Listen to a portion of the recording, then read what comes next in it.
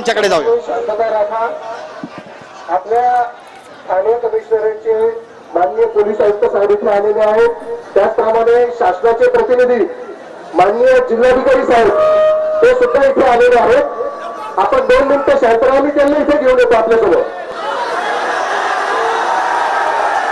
2 मिनिटं मागतो।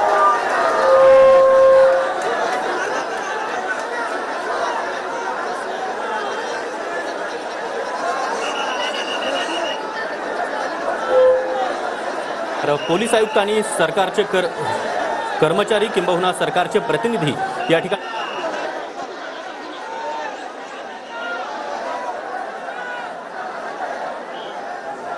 गिरीश, आता आपण पाहतोय की पोलिसांकडून जिल्हाधिकाऱ्यांना या ठिकाणी संवाद साधण्यासाठी बोलावण्यात आले, तसंच वरिष्ठ पोलीस अधिकारी जे आहेत त्यांना देखील आता संवाद साधण्यासाठी इथे बोलावण्यात आलेला आहे। कशा प्रकारचा संवाद या ठिकाणी साधला जाऊ शकतो? काही शिष्टमंडळ पोलिसांची या ठिकाणी चर्चा करेल का, काय वाटतं? नक्कीच निखिल, आपण पाहतोय की गेल्या 7 तासापासून या ठिकाणी आंदोलन सुरू आहे आणि आता शासनाचं एक शिष्टमंडळ या ठिकाणी पोहोचलंय, ज्यामध्ये 2 सरकारी अधिकारी आहेत, स्वतः जिल्हाधिकारी उपस्थित राहणार आहेत आणि 2 वरिष्ठ पोलीस अधिकारी सुद्धा आहेत। त्यामुळे पोलिसांची नेमकी बाजू काय, शासनाची नेमकी बाजू काय आणि सरकारची नेमकी बाजू काय, या तिन्ही बाजू या ठिकाणी स्पष्ट केल्या जातील आणि नागरिकांना गळ घालण्याचा प्रयत्न केला जाईल की त्यांनी आंदोलन मागे घेण्यात यावं, सरकारला वेळ द्यावा, जेणेकरून योग्य ती कारवाई केली जाईल, फास्ट ट्रॅकमध्ये हे प्रकरण नेऊ आणि कारवाई करू, असं एक जे आव्हान आहे ते स्वतः महाराष्ट्राचे गृहमंत्री देवेंद्र फडणवीस यांनी केलेला आहे। आणि त्यामुळेच आपण पाहतोय की या ठिकाणी आता सरकारचा संदेश घेऊन, महाराष्ट्राचे मुख्यमंत्री एकनाथ शिंदे यांचा संदेश घेऊन या ठिकाणी जिल्हाधिकारी आणि त्यासोबतच पोलीस अधिकारी पोहोचलेले आहेत आणि नेमकी आपली भूमिका सरकारची काय आहे ती या ठिकाणी मांडली जाईल आणि त्यानंतर नेमकं या मॉबला गळ घातली जाईल आणि त्यांना समजून सांगण्याचा जो प्रयत्न आहे तो केला जाईल आणि जर त्यांनी ऐकलं नाही तर सरकार मग पुढची कारवाई करेल असं सुद्धा बोललं जातंय, पण ती कारवाई होणार नाही असं सुद्धा बोललं जातंय, कारण या ठिकाणी वरिष्ठ अधिकारी पोहोचलेले आहेत आणि या सगळ्या गर्दीला समजावण्याचा त्यांचा एक प्रयत्न असणार आहे। आपण पाहतोय सकाळपासून जी गर्दी जी आहे ती आक्रमक पवित्र त्यांनी घेतलेला आहे।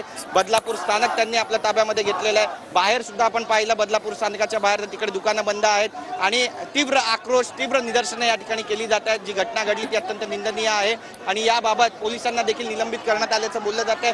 त्यामुळे नेमकी आता भूमिका काय असणार आहे या सगळ्या आंदोलनकर्त्यांची ते पाहावं लागणार आहे, त्यांना या सगळ्या अटी शर्ती सरकारकडून मांडल्या गेलेल्या मान्य असणार आहेत का, ही आताच्या घडीची सगळ्यात महत्त्वाची बाब आहे आणि ती जर मान्य केली तरच हे आंदोलन मागे जाईल आणि रेल्वे सुरू होईल, कारण आता वर्किंग डे आहे, बऱ्याच सुट्टीच्या नंतर ऑफिसला सगळे चाकरमानी गेलेले आहेत, त्यामुळे संध्याकाळची वेळ जशी जशी वाढत जाईल तसे तसा रेल्वेचा जो प्रवास आहे तो करणं अत्यंत गरजेचं आहे आणि तो जर झाला नाही तर मुंबईमध्ये बरंच ट्रॅफिक कंजेक्शन होऊन जाणार आहे आणि ते होऊ नये यासाठी ही सगळी आपण पाहतोय की घडामोड जी आहे ती घडताना आपल्याला पाहायला मिळते आणि बराचसा खटाटोप रेल्वे प्रशासनाकडून, पोलीस प्रशासनाकडून आणि त्यासोबतच सरकारी अधिकाऱ्यांकडून सुद्धा केला जातोय, कारण जर इथून ही गर्दी हटली नाही तर त्याचे थेट परिणाम जे आहे ते पुढे 4 वाजेनंतर 5 वाजेनंतर मुंबईमध्ये पाहायला मिळतील, कारण जो डाऊनचा क्राऊड आहे तो आक्रमक होऊन जाईल आणि मग त्यांना हँडल करणं एक फार मोठी कसरत ठरेल। त्यामुळेच आपण पाहतोय या ठिकाणी आता पोलीस अधिकारी पोहोचलेले आहेत आणि थेट संवाद साधण्याचा जो प्रयत्न आहे तो सुद्धा या ठिकाणी केला जातो।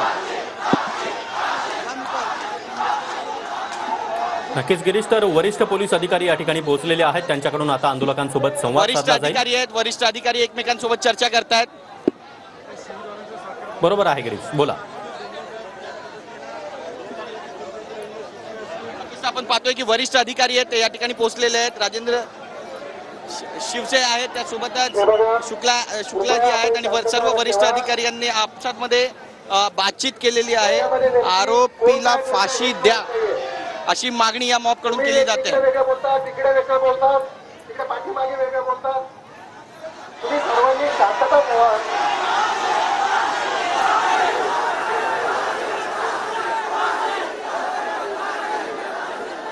हे बघा, याच्यामध्ये जो गुन्हा दाखल झालेला त्याचा जो काही प्रोग्रेस झालेला तो सगळा आपल्याला सांगण्यात येते, परंतु आपण शांतता ठेवा।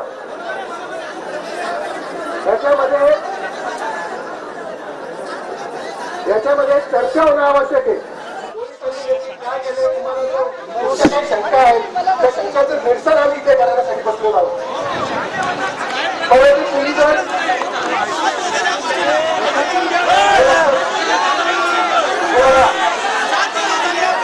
इकडे कोणीतरी काहीतरी बोलेल, इकडे बोलेल, त्याच्यापेक्षा मला माझा असेल आपल्याला विनंती होती, जर आपल्यामधून जर एखादं शिस्तबंध आलं ते समोर आलं, त्यांनी जर आम्हाला सांगितलं की ह्या तुम्हाला याच्यामध्ये शंका आहे, याच्यामध्ये अडचण आहे. आपल्या इथे वरिष्ठ अधिकारी इथं आलेले आहेत आपल्यासाठी. अजिबात नाही, अजिबात चुकीचं आहे.